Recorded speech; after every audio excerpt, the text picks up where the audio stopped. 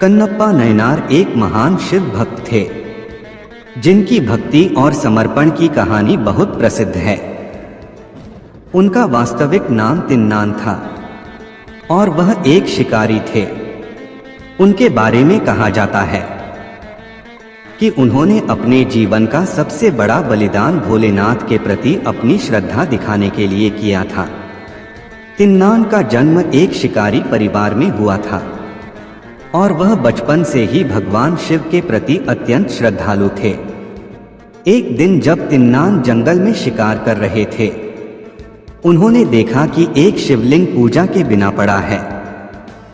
उन्होंने तुरंत अपने शिकार का मांस और शिकार के पशुओं का खून भगवान शिव को अर्पण करना शुरू कर दिया, क्योंकि उनके पास पूजा सामग्री नहीं थी। यह देखकर एक पुजारी ने तिन्नान को ऐसा करने से मना किया, लेकिन तिन्नान की भक्ति इतनी गहरी थी कि उन्होंने पुजारी की बात नहीं मानी। एक दिन तिन्नान ने देखा कि शिवलिंग से खून बह रहा है। उन्होंने अपने अंगों का बलिदान करके उस रक्तस्राव को रोकने का प्रयास किया। पहले उन्होंने अपनी एक आंख निकालकर शिवलिंग पर रख दी। फिर जब दूसरी आंख निकालने का प्रयास कर रहे थे, तो भगवान शिव प्रकट हुए और तिन्नान को आशीर्वाद दिया। भगवान शिव ने तिन्नान को कन्नप्पा नाम दिया, जिसका अर्थ है आंखों का दाता, और उन्हें अमरत्व का वरदान दिया। कन्नप्पा नयनार की इस महान भक्ति के कारण उन्हें तमिलनाडु के 63 नयनार संतों में एक प्रमुख स्थान प्राप्त हुआ। उनकी कहानी हमें यह सिखाती है कि सच्ची भक्ति किसी भी रूप में की जा सकती है और ईश्वर अपने भक्तों के प्रेम और समर्पण को अवश्य स्वीकार करते हैं। हिंदू धर्म में महादेव के एक से बढ़कर एक भक्तों का वर्णन मिलता है, किंतु उनमें से एक भक्त ऐसे भी थे जो किसी भी पूजा विधि को नहीं जानते थे। उन्होंने हर वो चीज की जो शास्त्र विरुद्ध है और जिसे पाप माना जाता है, किंतु फिर भी महादेव ने उन्हें दर्शन दिए।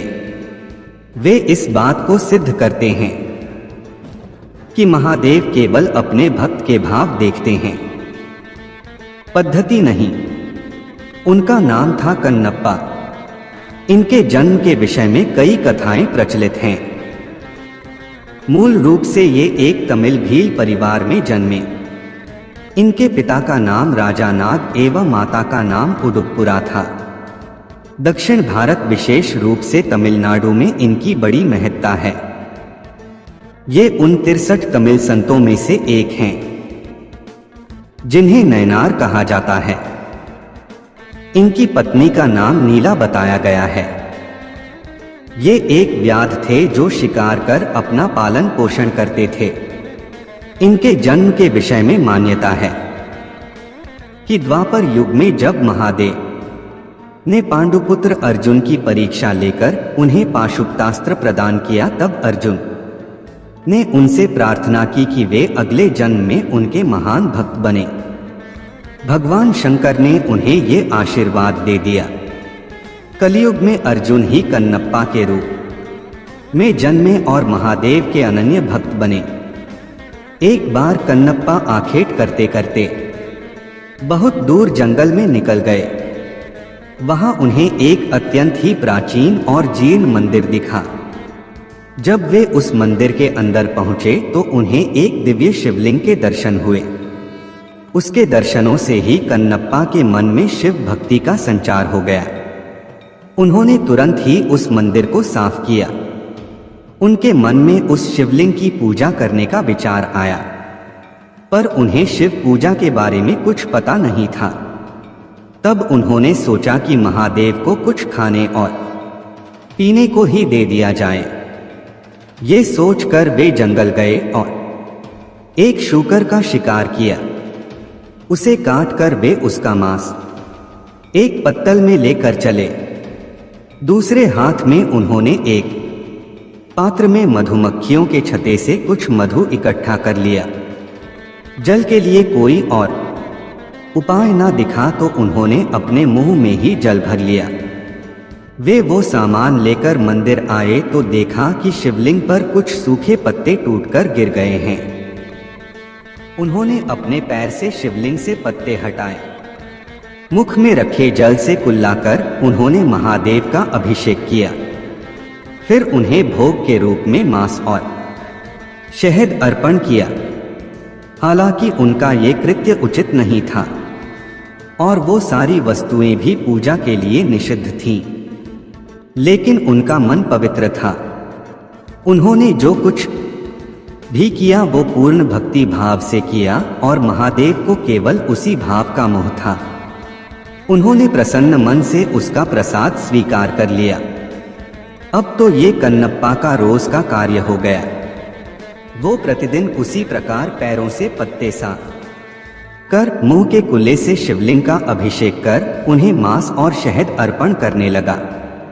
जंगल में एकांत में स्थित उस मंदिर में महादेव की पूजा करने एक पुजारी भी आते थे, जो बहुत बड़े शिव भक्त थे। कन्नप्पा के पूजा करने के बाद अगले दिन जब वे आए तो देखा कि पूरे मंदिर में यहाँ वहाँ मांस के टुकड़े पड़े हैं। वे बड़े दुखी हुए और तत्काल मंदिर को जल से धोकर पूजा की और स्वच्छ पुष्प चढ़ाए। किंतु अब रोज रोज उन्हें मंदिर में मांस मिलने लगा। ये देखकर एक दिन उन्होंने निश्चय किया कि वे पता करके रहेंगे कि कौन है जो रोज मंदिर को अपवित्र कर देता है। यही सोचकर वो रात को वहां रुक गए।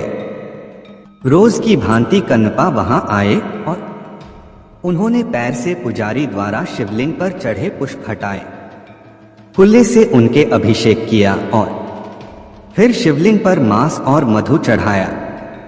पुजारी मंदिर के एक कोने से छिपकर से देख रहे थे। उन्हें ये देखकर बड़ा क्रोध आ रहा था। वे ये तो समझ गए कि कन्नप्पा ऐसा केवल भक्ति के कारण कर रहे थे, जानबूझकर नहीं, किंतु फिर भी उन्हें उसका कार्य बड़ा घृणित लगा। उसी समय उनके मन में विचार आया कि मैं इतने समय से शुद्ध चीजों से महादेव की पूजा करता हूँ, फिर भी मुझे उनके दर्शन नहीं हुए। फिर भला इस घृणित पद्धति से पूजा करने वाले से भला महादेव कैसे प्रसन्न हो सकते हैं।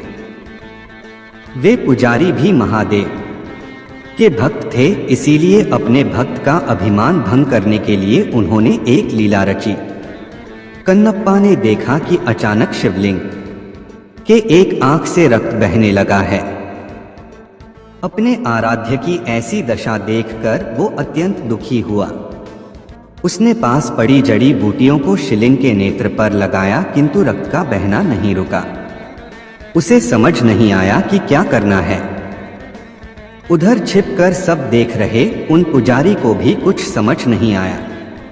उन्हें लगा कि अवश्य ही कन्नप्पा के इस कृत्य से महादेव अप्रसन्न हो गए हैं और उनके नेत्रों से रक्त बह रहा है।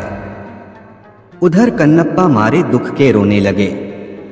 तभी उन्होंने सोचा कि यदि मैं अपनी एक आंख इस पर लगा दूं तो शायद रक्त का बहना रुक जाए।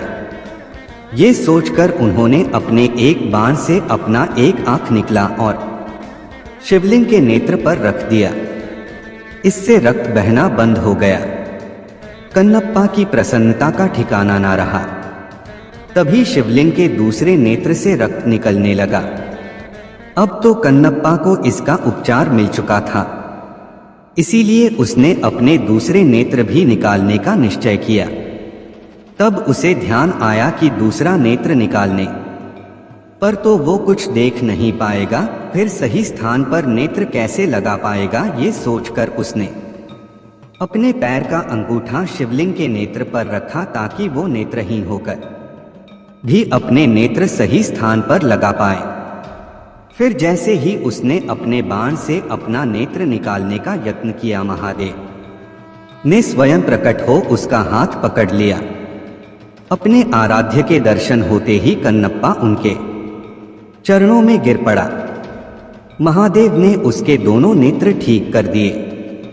तब बाहर छिपकर सब देख रहे ब्राह्मण भी अंदर आकर महादेव के चरणों में गिर पड़े। उन्होंने कहा, हे महादेव, मेरे मन में अहंकार आ गया था कि मैं आपका सबसे बड़ा भक्त हूँ, किंतु आज कन्नप्पा ने मेरा ये अभिमान तोड़ दिया। इनके कारण ही मुझे आज आपके दर्शनों का सौभाग्य मिला है। आज मुझे समझ आ गया कि आपको केवल भाव से ही प्राप्त किया जा सकता है, किसी पूजा पद्धति से नहीं। तब महादेव ने दोनों को आशीर्वाद दिया और अंतर्धान हो गए। वर्तमान में आंध्र प्रदेश के तिरुपति जिले के कालहस्ती नामक जगह पर महादेव का वही शिवलिंग श्री कालहस्ती महादेव के नाम से स्थापित है। मान्यता है कि भक्तराज कन्नप्पा ने इन्हीं शिवलिंग पर अपने नेत्र अर्पण किए थे। पूरा वीडियो देखने के लिए दिल की गहराई से शुक्रिया, धन्यवाद।